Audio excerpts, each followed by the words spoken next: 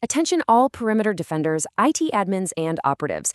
Listen up, because this is a formal Code Ninja security advisory, and we are initiating an immediate intelligence drop on a highly critical, active data wiping threat.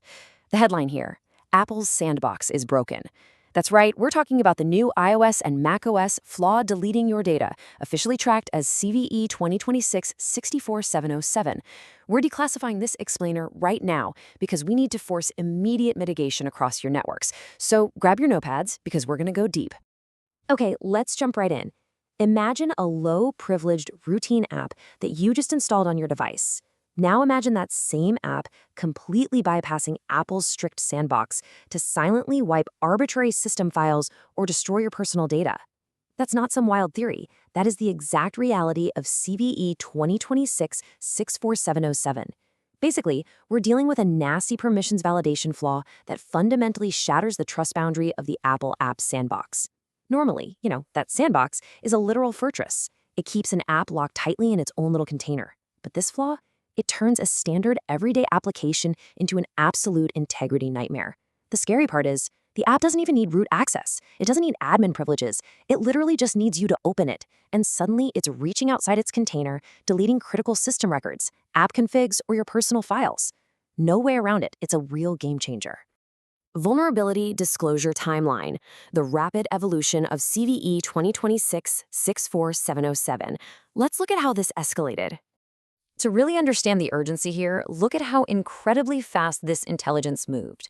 On July 27, 2026, the National Vulnerability Database officially published this CVE. But here is the kicker. On that exact same day, Apple dropped 5 companion security advisories detailing the fix across all their operating systems. I mean, when a massive vendor drops 5 advisories at once for a single CVE, you'd better pay attention. Then, literally the very next day, July 28th, CISA's ADP stepped in.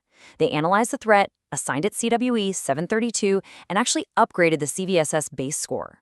This kind of rapid, synchronized disclosure across federal and vendor channels, that's exactly why we are pushing this intel out to you right now.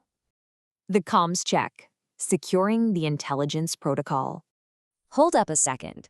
Communication link is temporarily paused. Let's do a quick perimeter check. Are you receiving this intelligence clearly? To make sure we maintain a secure line for real-time survival intelligence going forward, I need you to execute 2 directives for us right now. First, subscribe to the @Cybertech79 channel and enable your notifications.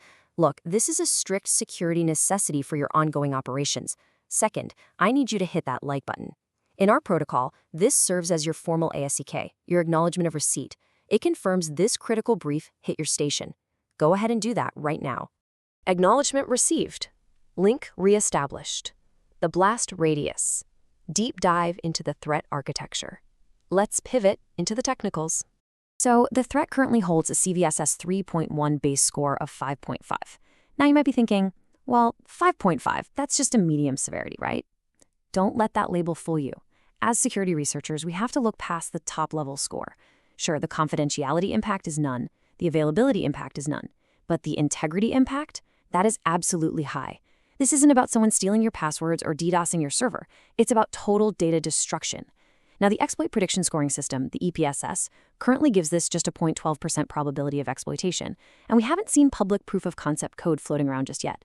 But make no mistake, the capability for unauthorized file destruction is fully baked into this vulnerability. Let's break down the mechanics. The root cause maps directly to CWE 732, incorrect permission assignment for critical resource. In a standard, healthy Apple architecture, the OS handles file deletions based on really strict entitlements. But with this weakness, the operating system component in charge of deletion just completely fails to verify if the app asking for the deletion actually has the right to do it. It's like a bouncer at a club just letting anyone in without checking an ID. It blindly executes the removal request. So if a rogue app tells the system to delete a critical security log or a database belonging to a totally different app, the OS just says, okay, and does it. It completely bypasses the sandbox. And the blast radius on this? It is massive. It spans practically the whole Apple ecosystem. To put that into perspective, if you're running iOS or iPadOS prior to version 26.6, you're vulnerable. Over on the Mac side, if you've got macOS Sequoia prior to 15.7.8, Sonoma prior to 14.8.8, or Tahoe prior to 26.6, yep, you're exposed. Even Apple's spatial computing gear, visionOS, is vulnerable if it's running anything older than 26.6. Memorize these numbers, folks. If your fleet is running anything below these patch target versions, your data is literally at risk of arbitrary deletion today. The patch protocol. Immediate mitigation directives. We know the threat. Now let's fix it. First things first, you need to know exactly how to hunt for this on your networks. Security analysts, listen closely. These are your precise indicators of compromise. You need to be monitoring your endpoint telemetry for any weird file deletion patterns. Look out for unexplained file loss happening outside of an app's designated container. Watch for out-of-bounds file system activity, hitting restricted directories. And if you're managing Macs, you absolutely need to query the macOS unified logging for TCC, that's transparency, consent, and control, access denials. Look for unusual syscall patterns tied to specific bundle IDs. Oh, and keep a close eye on help desk tickets for random application crashes. If apps are suddenly falling over because their configs or dependencies are just missing, you might literally be looking at a CVE 2026 64707 exploit in the wild. So how do we shut this down? Here are your final patch protocol commands. Number 1, and this is non-negotiable, deploy Apple's July 2026 security updates across all managed devices immediately. Number 2, if you can't push the patch right this second, you must enforce mobile device management, your MDM configuration profiles, to heavily restrict third-party app installations. Block the rogue code from ever hitting the device in the first place. Lock it down to an App Store-only policy until your fleet is completely updated. And number 3, ensure you have active, isolated backups. We're talking Time Machine for macOS or iCloud for your mobile devices.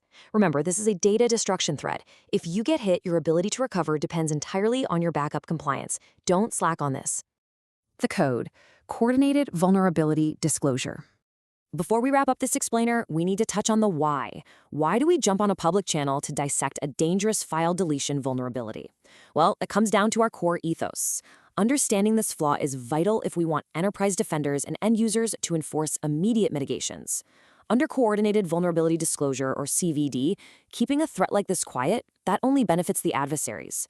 The White Hat Code demands that you have an absolute right to know what is broken on your systems.